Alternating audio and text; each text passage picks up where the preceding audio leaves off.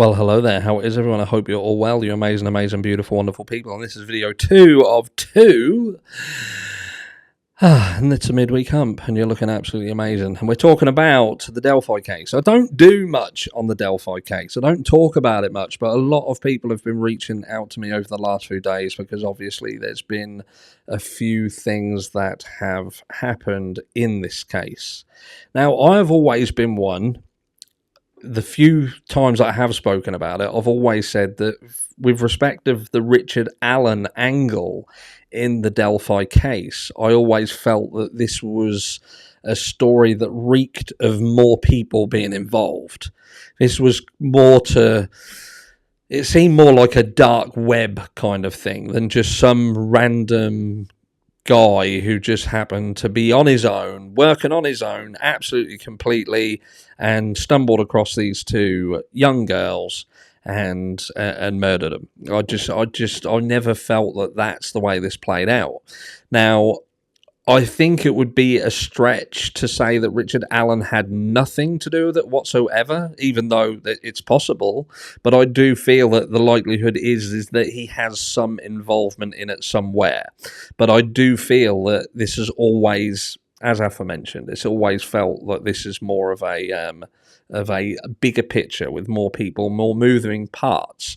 But what they're still trying to push this connection between what happened and being some cult killing, some ritualistic murder, perhaps connected with Odinism potentially. And the more that this has gained momentum, the more stuff that's coming forward that is almost putting into your face that it's more of a reality. But then for those who are hell-bent on believing that Richard Allen is the person who did it, he did it alone, their biggest thing is, well, why did he confess then? If he had nothing to do with it or he's innocent, then why did he confess? Where what is happening now is the biggest challenge from his legal team are saying, look, the guy confessed because of a decline in his state, his mental health. We saw the pictures of how he was being treated. He was being treated like a prisoner of war.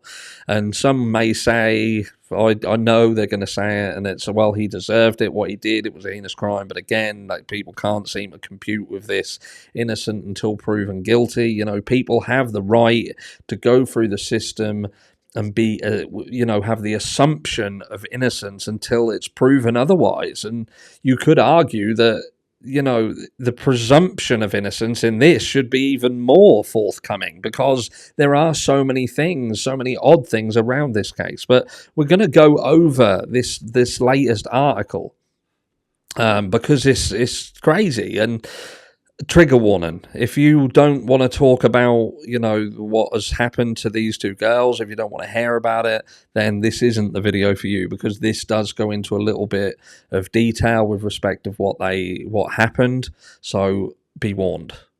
So, haunting new details about Delphi murders are revealed in court as expert claims Indiana girls' deaths a textbook example of ritualistic killing. The Delphi murder suspects' lawyers claimed a pagan cult sacrificed two teenage girls who were snatched from a hiking trail, and the confessed killer is innocent. Libby German, 14, and Abby Williams, 13, disappeared on the 13th of February 2017. Interesting fact, I was born on the February the 13th. While hiking the Monon High Bridge Trail in Delphi, Indiana. Richard Allen, 51, was charged with the murders in October 2022 after police linked a bullet found at the scene to his gun. So that's how they actually got to connect him to this crime in the first place. It was like a spent bullet casing. Very little about the case has been revealed over the past 7 years, other than leaks from inside the investigation, until 3 days of hearings this week. There's a picture of the two young girls there, Libby on the left and Abby on the right. And there is Richard Allen, the current single, solitary, only person suspect. Well, not so much suspect, but accused and awaiting trial. The Carroll County Court heard the girls were found with their throats cut, branches laid on top of their remains, and Abby's body wearing Libby's clothes.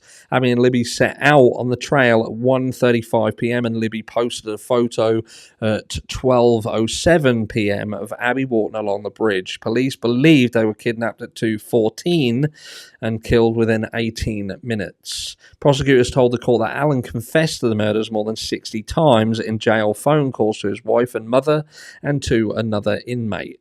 Now, this is the bit what people struggle with, the confessing to the wife and mother.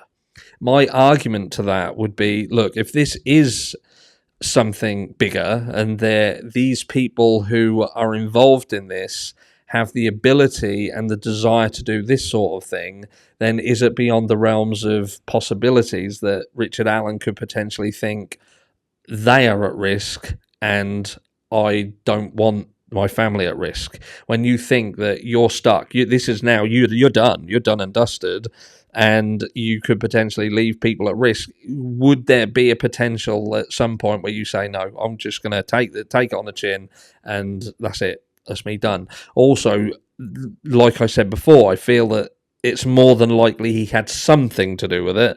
It's whether he had something to do with it or did it on his own. Allen's lawyers, led by Bradley Rotsey, claimed the confessions were a result of his degrading mental state due to being locked in solitary confinement. They, last year, named 4 other people as members of a cult to the Norse god Odin, arguing the girls were killed in a ritual sacrifice. Indiana State Police Detective Brian Harshman testified about the confessions after listening to 150 hours of phone calls. He said the confessions began in late March 2023 after he had a come-to-Jesus moment, and Allen spoke very specifically about details of the crime and why he did it. And then we've got some maps there. If you're interested in that, you can obviously pause it and have a look. It just shows you where his house is in comparison to the trail. So it's not a huge amount of distance there. There you go. And there's that final picture, Liberty German on that bridge, which is obviously this bridge here. Indiana State Police Lieutenant Jerry Holman also testified what an inmate alleged Allen confessed to him as well and revealed the murder weapon. Allen allegedly told him he murdered the girls with a box cutter, then dumped it in a dumpster outside a CVS. Now, this box cutter scenario here is a bit of a bone of contention because of what people think and feel about what a box cutter is and whether that does actually match the weapon that was used. Defense lawyers want the confessions thrown out because they were a product of Allen's mental breakdown while being treated like a prisoner of war in jail. They brought in a psychologist contracted by the Indiana Department of Corrections to testify in support of that argument. Rotsey's team instead point the finger at the 4 Odinists, including the father of Abby's boyfriend at the time of her death. Dawn Perlmutter, an expert on ritualistic crimes, testified that this crime scene is a textbook for ritualistic murder. She claimed the crime scene had 7 indicators of an Odinist ritualistic killing, including the positioning of the branches on their bodies. Perlmutter said that she reviewed autopsy photo records, crime scene photos, and social media posts of some of the alleged Odinists, and when asked if he had any doubt the girls were sacrificed in a pagan ritual, she replied, none at all.